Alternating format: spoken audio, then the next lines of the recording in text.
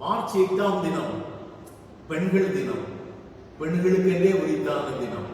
நம்முடைய வாழ்க்கையில் தாயாக, தாரமாக, தமக்கையாக, மகளாக, சகோதரிகளாக நம்மோட பயணிக்கும் அனைவருக்கும் அன்பின் பெண்கள் தின வாழ்த்துக்கள்.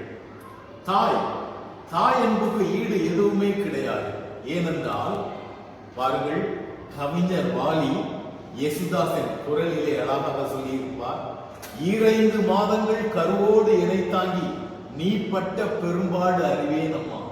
ஒரு குழந்தையை பெற்றெடுக்கும் தாய் எத்தனை கஷ்டப்படுவாள் அழகாக வர்ணித்திருப்பார். பெண்மைக்கு எடுத்துக்காட்டு வேறொன்றும் இல்லை. தாய் அன்புக்கு நிகர் எதுவுமே இல்லை. அடுத்து தாரம் கூடவே இருந்து தாம் ஆலயத்திலோ அல்லது கோவிலிலோ கொடுத்த வாக்கு, வாழ்விலும் தாழ்விலும் சுகத்திலும் சுகவீனத்திலும் உமக்கு கீழ்ப்படிந்து இறுதி மூச்சு வரை நான் நம்மோடு இருப்பேன் என்ற வாக்குக்கு ஏற்ப நம்மோடு பயணிக்கின்ற நம்முடைய தாரம் நிகர் எதுவுமே இல்லை. கிட்டத்தட்ட 15 ஆண்டுகளுக்கு முன்பு நான் கால் ஒடிந்து படுத்த படுக்கையாக கிடந்தேன். என் மனைவி என் அருகிலே இருந்து அத்தனை கவனித்தாள். மனைவி இறைவன் கொடுக்கும் வரம், பெண்மை. அடுத்து சகோதரிகள். எனக்கு 2 சகோதரிகள், வெண்மதி, வெண்ணிலா. இரண்டுமே வெண்மதியும் வெண்ணிலாவும் குளிர்ச்சியான கதிரை தருகின்றன.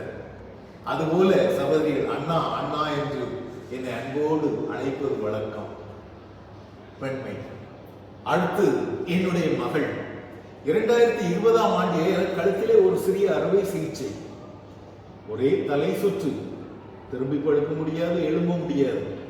அறுவை சிகிச்சை என்னுடைய ஆபரேஷன் தியேட்டர் வரை வந்து டாக்டரிடம் எல்லாவற்றையும் விசாரித்தாள் என் அன்பு மகள் ஷேரன்.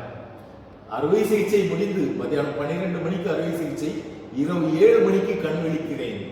எனது மகள் என் அருகிலே நின்று கொண்டிருக்கின்றாள். வீட்டிற்கு வந்து ஓய்வெடுக்கின்றேன். நான் படுத்திருக்கும் பொழுதெல்லாம் அருகிலே இருப்பாள். வேண்டிய நேரத்தில் மருந்து மாத்திரைகளை எடுத்து தருவாள். மட்டுமல்ல, நான் லேசாக திரும்பி படுத்தால், டேடி இப்பொழுது தலைவலி பரவாயில்லையா என்று அன்போடு விசாரிப்பாள் என் மகள், பெண்மை.